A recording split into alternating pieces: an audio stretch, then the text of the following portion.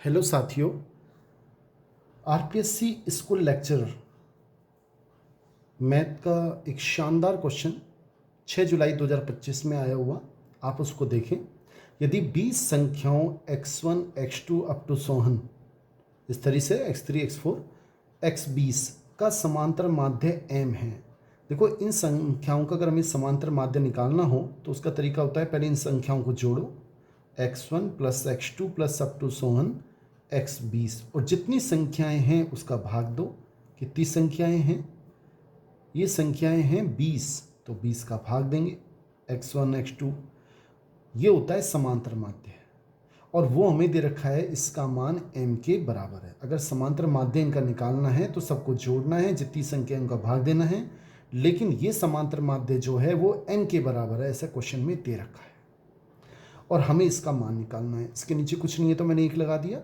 1 को जब इससे गुणा करेंगे तो कितना आएगा? x1 plus x2 plus up to so on x20 बराबर 20 है।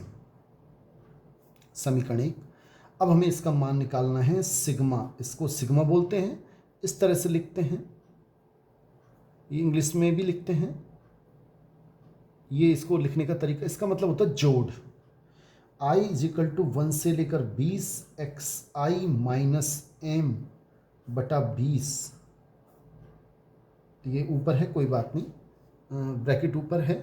अब इसमें सब सोल्व पहले हल करते हैं, इसका मान हमें निकालना है।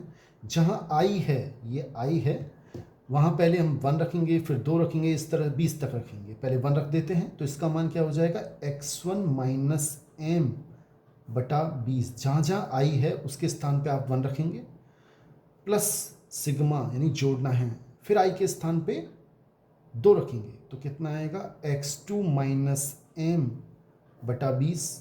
इस तरह से लास्ट में हम 3 रखेंगे, 4 रखेंगे, फिर 20 रखेंगे, तो कितना आएगा? xi के स्थान पे 20, यानी यहाँ 20 आ जाएगा, minus m as it is, क्योंकि जहाँ पर i है केवल वहाँ पर हमें 20 लिखना है, और कहीं i के स्थान पे कुछ नहीं, i केवल यहाँ है, तो इसलिए 1, 2, 3 अप टू 20 तक।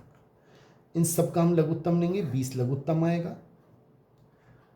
ऊपर वाले सब जुड़ जाएंगे, जुड़ेंगे तो x1 जुड़ जाएगा, प्लस x2, प्लस कहाँ तक? x20 तक,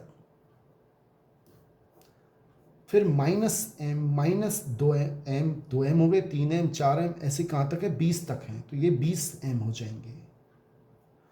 1m, 2m, 3m, 20m। इसका मान समीकरण 1 से हमने निकाल रखा है, 20m है, माइनस 20m ये वाला बटा 20, और 20m में से 20m जाएंगे तो 0 बचेगा। 0 बटा 20 यानी कि किसी संख्या में 0 में अगर किसी संख्या का भाग देते हैं तो 0 आता है। ऊपर 0, नीचे संख्या हो तो उसका मान 0 होता है।